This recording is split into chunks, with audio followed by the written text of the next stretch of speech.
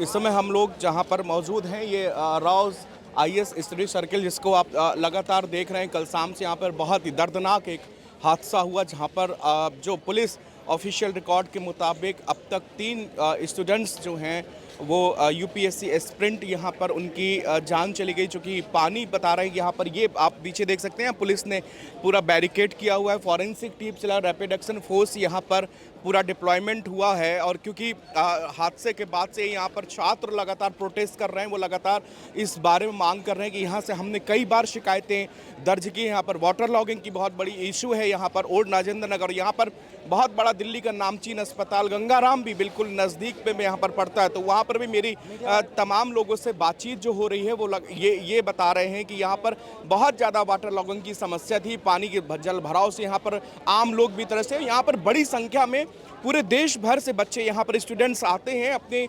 UPSC की तैयारी करने। मतलब देश की सबसे बड़ी परीक्षा आप एक समझिए, जिसको पढ़ के, जिसको पास करके एक जिले का एक डीएम बनता है, एक कलेक्टर बनता है, जिसको जो कि पूरे जिले की कानून व्यवस्था से लेकर हर एक एडमिनिस्ट्रेशन को संभालना पड़ता है। तो वो बच्चे यहाँ से, वो स्टूडेंट्स यहाँ से पढ़ के निकलते हैं और जाके वो यूपीएससी का एग्ज़ाम पास करते हैं। किस परिस्थितियों में वो रहते हैं, किन परिस्थितियों में वो लोग यहाँ पर पढ़ाई करते हैं और उसके बाद में यहाँ से निकल के वो देश के तमाम हिस्सों में नौकरी करते हैं। लेकिन उनके साथ में ये हादसा हुआ, जो कि प्रशासन पे सवाल, सरकारों पे सवाल, राजनीतियों का अगर आप इधर कर दें, क्योंकि तमाम राजनेता यहाँ कल से आज तक आए हुए हैं, बड़ी बड़ी बातें, दावे, एक दूसरे पर आरोप प्रत्यारोप कर रहे हैं। लेकिन सच्चाई ये है कि सिस्टम किस तरह से जाम हो गया है, हैंग हो गया है, उसका जीता जाता उदाहरण कल रात की घटना। मेरे सामने यहाँ कुछ स्टूडेंट्स जो कि यहाँ पर खड़े हुए, इनसे हम लोग बात करेंगे ज़रा सा कि आपका नाम क्या है सर? मेरा नाम विकास कुमार। विकास, आप कहाँ रहते हैं? मैं यहीं ओआरएन में रहता हूँ, 4C ब्लॉक में। नहीं, आप मतलब पढ़ाई के लिए सिलसिले से आए होंगे। वैसे आप कहाँ रहते हैं? गाँव, आपका घर? घर ये बिहार में है। बिहार से? मतलब आप यहाँ पे यूपीएससी की तैयारी कर रहे हैं कि कब से यहाँ पे रह रहे हैं? मेरे को 2 साल हो गए सर। 2 साल से हो। तो ये जो हादसा हुआ आपको कब पता चला और कैसे? ये कल हम लोग शाम को इधर डिनर के लिए आए थे, तब मालूम चला कि ये वाटर लॉगिंग थी और वो ओवरफ्लो कर गई है उधर। फिर शाम को जब हम लोग इधर आए तो ये टोटली पॉलिटिक्स वाले लोग, जो भी मेयर हैं, फिर ये बांसुरी स्वराज है, वो आगे थी और पूरे वो घिरे हुए थे अपने लोगों से।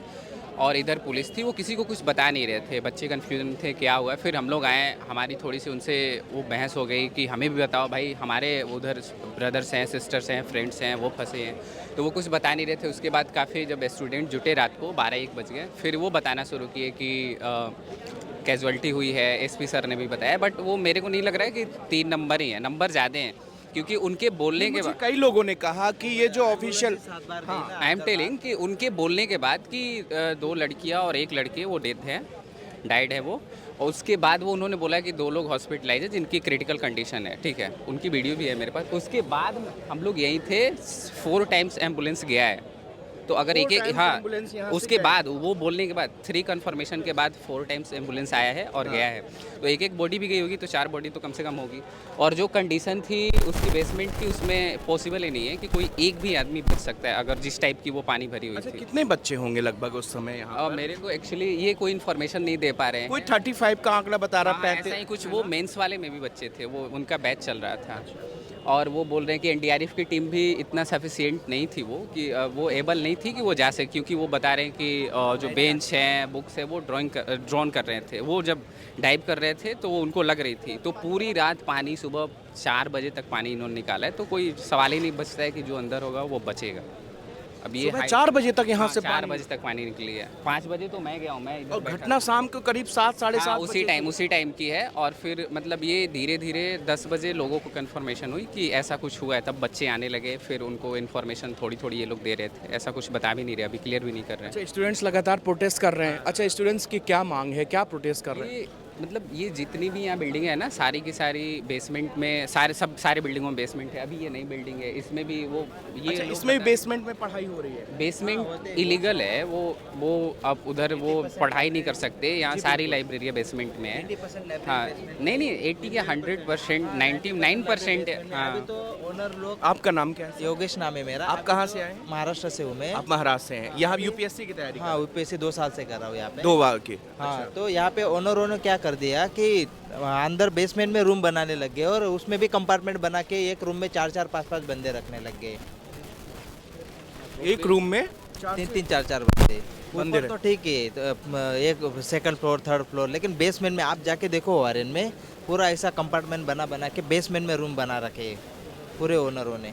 लड़कों के छात्र जो आते हैं तैयारी करने, छात्र क्या होता है कुछ मतलब इकोनॉमिकल कंडीशन बिल्कुल, थोड़ी बिल्कुल, खराब होती छात्र है, तो जीवन, हाँ। बच्चों को क्या रहता है कि दिन भर लाइब्रेरी में पढ़ना होता है, थोड़ा ऐसा वैसा, तो रूम थोड़ा ऐसा कर लेते हैं। ऐसे छोटा मोटा तो चल यहाँ पे जाता है। लाइब्रेरी भी तो ऐसे कि 99% लाइब्रेरी बेसमेंट में ही है। ये उसका देखना चाहिए सब लोगों ने ये, क्योंकि बच्चे होते हैं, बच्चे ज़्यादा बोल नहीं पाते फाइनेंशियल ना। इशू इसलिए क्योंकि नेक्सस बना रखा है इन्होंने, ब्रोकरों ने और ये लैंडलॉर्ड ने, तब जाके वो रूम रेंट बहुत ज़्यादा है, वो हर बार बढ़ा देते हैं रेंट। अच्छा, कितना रेंट लगता होगा approximately? रेंट। पता है क्या सर, एक बात और, यहाँ पे 3 या 4 मंजिले की परमिशन होती है, कुछ तो 5 बना देते और छत पे जाके रूम बनाते हैं और छत पे बच्चों को रहने के लिए 10-10 हज़ार को एक रूम दे रहे हैं छत पे। एक बेड का हाँ, वहाँ पे मतलब अलाउ नहीं है, कुछ नहीं है। ऐसा रूम जी, आपका नाम सर क्या? मेरा नाम शुभम आनंद है। शुभम, आप कहाँ से आए हैं? मैं ये करोल बाग में रहता हूँ, उस साइड, रोड से उस साइड। अच्छा, और मैं आप तैयारी जी जी, मैं बिल्कुल तैयारी करता हूँ। आप यूपी उत्तर प्रदेश से बिलोंग? जी नहीं, मैं बिहार से बिलोंग करता हूँ। बिहार से। जी। क्या ये इस इंसिडेंट के बारे में क्या क्या यहाँ पर ओल्ड पूरे एरिया में अव्यवस्थाएं क्या क्या है, और जिस तरह से तमाम छात्र बात कर रहे हैं कि यहाँ पर 5-5 6-6 माले बना दिए, छोटे छोटे कमरे में लड़कियों को रहने को, मतलब क्या करे, छात्र जीवन, कम पैसे अगर होते हैं रेंट में तो लड़का उसी में रह रहा है, तैयारी कर रहा है, क्या परिस्थितियाँ हैं यहाँ पर? देखिए, एमसीडी का अगर नॉर्म्स आप देखेंगे तो G+4 का मतलब है, ग्राउंड के साथ 4 फ्लोर और बना सकते हैं आप, ये नॉर्म्स है। आप देखेंगे तो बेसमेंट जितनी भी आपको मिलेंगे, आप करोल बाग चले जाइए, ओआरएन चले जाइए, मोस्टली जो लाइब्रेरी बनी हुई हैं सारे बेसमेंट में हैं। अब नॉर्म्स है कि बेसमेंट में आप जो है मतलब जो एक्टिविटीज़ है जैसे स्टूडेंट की पढ़ने के साथ साथ, वो आप नहीं कर सकते। करना भी है तो आपको डबल एंट्री एग्जिट होना चाहिए, जो यहाँ पे नहीं था। या सिंगल एक एक ही एंट्री एग्जिट था, जिसके कारण से जब गेट खुला तो गेट के जो पानी जो रोक के रखा था गेट ने, वो जैसे ही खुला तो वो इतनी रफ्तार से आया कि लोग जो है निकल नहीं पाए, जो स्टूडेंट थे।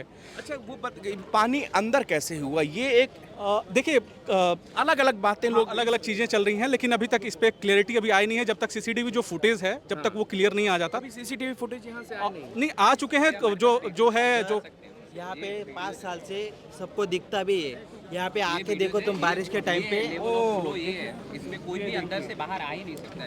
ये वीडियो जो दिखा रहे हैं, इस तरह का वाटर फ्लो जो यहाँ पर आप देख सकते हैं, सच में ऐसा लग रहा है जैसे बिल्कुल कोई मतलब, हाँ, ये टीचर है ना जो अपने खुद की जान को बचा के भाग रहे हैं, ये उसी के अंदर का वीडियो है। सर, जो बेसमेंट जब में 2 पानी जा रही है, सर, ये गेट खुल ही नहीं सकता जिस तरीके से पानी जा सर, रही है। कल सिर्फ 30 मिनट्स बारिश आई, तुम यहाँ पे एक घंटे बारिश जब आएगी ना, तुम यहाँ पे खड़े रह के देखो, इतना बारिश होगी यहाँ पे, यहाँ पानी बच्चे इतना जाता है यहाँ पे। कल मैं लाइब्रेरी से रूम पे जा रहा था तो इतने पानी में लाइब्रेरी से रूम पे गया था। मतलब यहाँ के ड्रेनेज सिस्टम इतनी खराब है ना, मतलब किधर से जाए और किधर से ना जाए, ये भी क्वेश्चन पूछा जाता है। 20 मिनट के पानी में पूरी दिल्ली तैरने लगती है।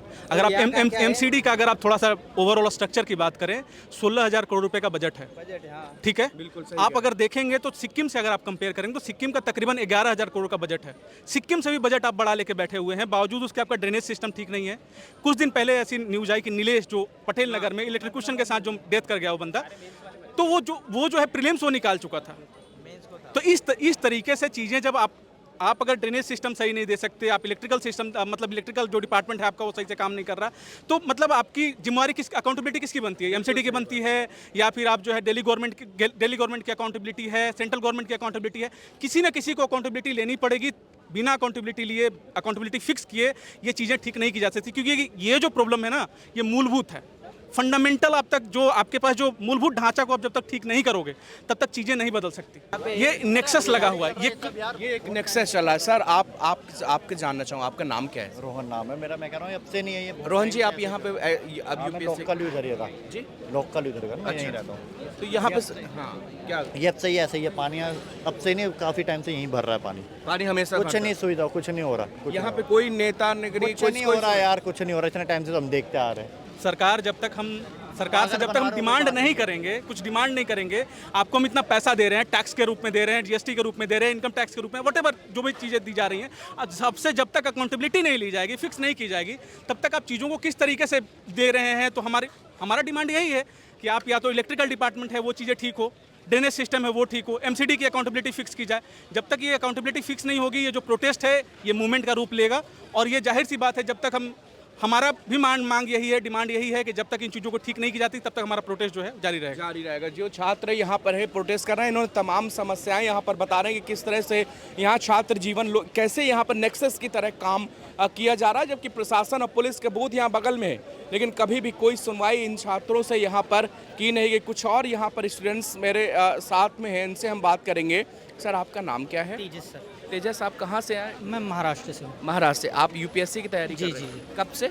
मुझे 3 साल हो गए दिल्ली में यहाँ। 3 साल इसी जगह में रह रहे हैं आप? 3 साल से आपने क्या क्या समस्या यहाँ पे फेस कर रहे हैं आप? सर, अभी जो हाल फिलहाल में कल की तो दिक्कत हुई है, इंफ्रास्ट्रक्चर प्रॉब्लम तो बहुत भयंकर है, क्योंकि हर साल यहाँ पानी भर जाता है। हर साल आप देखोगे कमर तक तो यहाँ पानी रहता ही है, और वो भी 5-6 मिनट की बारिश के बाद। दूसरी सर, कोचिंग इंस्टीट्यूट के जो फ़ीस है सर, वो भयंकर तरीके से हाइक है, और उनके बाद उनकी जवाबदेही नहीं रहती कोई। कि अभी जो सर कुछ दिन पहले यहाँ एक लड़की ने सुसाइड कर लिया 21 तारीख को सर, उसके बारे में भी किसी ने रिपोर्ट नहीं किया। अगर किसी से वहाँ पूछो तो वो आपको ब्लॉक कर देते हैं इंस्टीट्यूट वाले। और सर, अगर क्लासरूम की बात करें सर, क्लासरूम में जाओगे 100 हज़ार 500 बच्चे बैठे रहते हैं, और बाद में किसी टीचर से पूछो कि आप हमारा सिलेबस कब कंप्लीट करोगे, वो बोलते हैं हम तो करवा देंगे। जो 4 महीने का ये रहता है, ऑप्शनल का क्लास रहता है, मेरा PSR ऑप्शनल है, वो सर 8-8 महीने लग जाते हैं यहाँ। आप किस कोचिंग में यहाँ पर पढ़ रहे हैं? सर, मैं अभी फ़िलहाल तो श्री राम IAS में पढ़ रहा हूँ, और मैंने ऑप्शनल की कोचिंग शुभ्रा रंजन से ली है। पर ये सर प्रॉब्लम सबके लिए है सर, सेम। और सारे स्टूडेंट्स यही बात लगभग कह रहे हैं। अच्छा, यहाँ पर कल बारिश भी हुई थी? जी सर। उसके बाद पानी यहाँ पे भर गया जी था। सर। घटना के बारे में आपको क्या बताया जा रहा है? सर, घटना के बारे में पहली बात तो ये है कि हमें बताया जा रहा है कि अंडर रिपोर्ट हो रहा है डेथ्स, जितनी डेथ्स हुई है।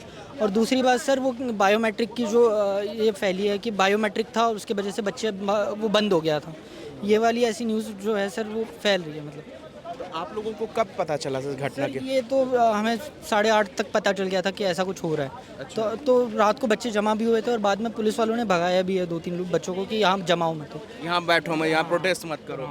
तो आप देख सकते हैं, ये अलग अलग लोगों से हम जो बात कर पा रहे हैं वहाँ पर, और समझ पा रहे हैं कि दरअसल यहाँ पर समस्या क्या है, किस तरह से यहाँ पर राजेंद्र नगर हो या और भी दिल्ली के तमाम वो इलाके जैसे मुखर्जी नगर, जहाँ पर इस तरह से कोचिंग खुली हुई हैं। आप यकीन मानिए कि एक एक कमरा जिसमें से कि 10-20 लोगों के बैठने की जगह है, वहाँ पर 50 से 60 स्टूडेंट पढ़ाया जा रहा है। जिस बेसमेंट के हॉल जो बता रहे हैं कि जहाँ पर लगभग जितनी इमारतें हैं, जितनी कोचिंग है, यहाँ पर सारे में बेसमेंट है, और बेसमेंट में अलाउ नहीं है, लेकिन उसके बावजूद जो है बेसमेंट में या तो लाइब्रेरी बनाई गई है, या तो एक्टिविटी बनाई गई है, या तो यहाँ पर प्रॉपर तरीके से यहाँ पर क्लासेस चल रही। तो एक बार ये सिस्टम की फिर एक नाकामी का ये उदाहरण है, जो यहाँ पर स्टूडेंट्स को अपनी यहाँ पर जान देकर चुकानी पड़ रही है। और बार बार फिर है कि जवाबदेही जब बात आती है कि किसकी जवाबदेही हो, तो एक दूसरे पर यहाँ पर आरोप प्रत्यारोप, तमाम नेता आए हैं, मैं सबको सुन रहा था, आरोप की बात कर रहे हैं, प्रत्यारोप की बात कर रहे हैं, लेकिन कोई भी